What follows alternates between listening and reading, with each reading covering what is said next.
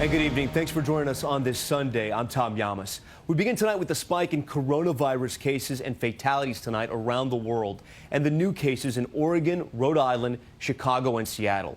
A state of emergency in effect in Washington state after 2 nursing care facility patients and a high school student tested positive for coronavirus. A fatality there yesterday marked the first death in the U.S. from the disease.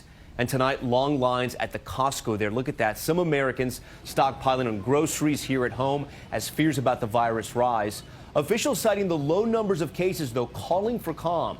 Major airlines such as American and Delta announcing a temporary suspension in some flights to Italy as cases there soared 91% in just 24 hours. And now word that a Seattle postal worker is among those diagnosed with the disease. ABC's Kaylee Hartung is there in Kirkland tonight, starting us off.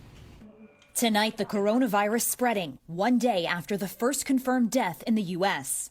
Seattle health officials confirming 2 new cases, both men in their 60s with underlying health issues, both now in critical condition. Authorities here also revealing that a postal worker in King County is infected. According to new findings, researchers now believe COVID-19 has been infecting people in Washington state for weeks. What we're seeing is the tip of the iceberg. In all likelihood, there is ongoing low-level transmission. On Saturday, a man in his late 50s with underlying health issues died at this hospital outside Seattle. He had not traveled abroad.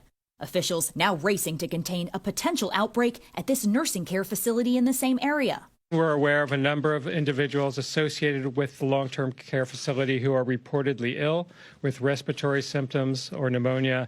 At least 2 people there testing positive for COVID-19.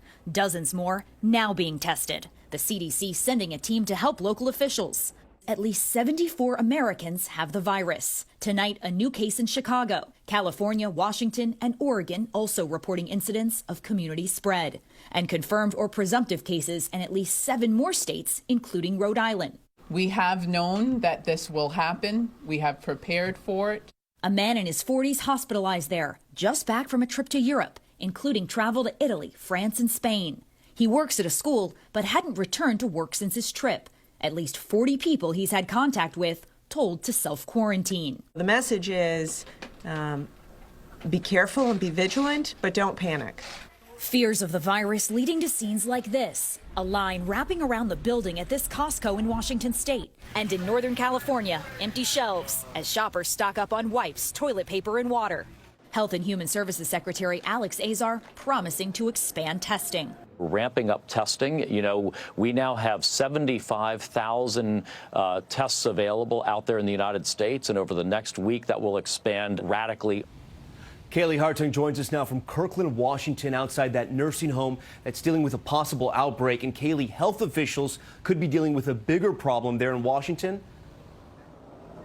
That's right, Tom. Researchers here in Washington tell us that their analysis of samples of the virus strongly suggests it has been spreading in this state for the past 6 weeks. Authorities have shut down a high school in Everett, Washington, after a student tested positive there. And tonight, Tom, 2 newly confirmed cases in California.